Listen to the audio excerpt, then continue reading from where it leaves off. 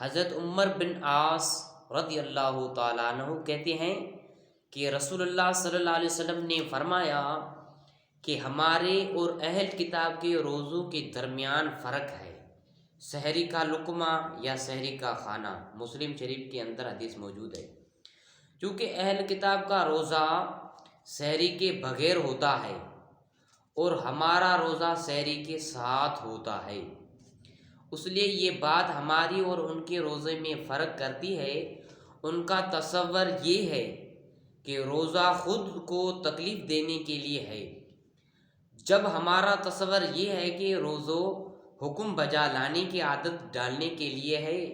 ہم فرما برداری کے ذریعے سے اللہ تعالیٰ کا تقرب چاہتے ہیں اور وہ خدا کا قرب حاصل کرنے کے لیے ایسے ایسے تکلیفیں اٹھاتے ہیں جن کے اٹھانے کا حکم خدا نے نہیں دیا ہے۔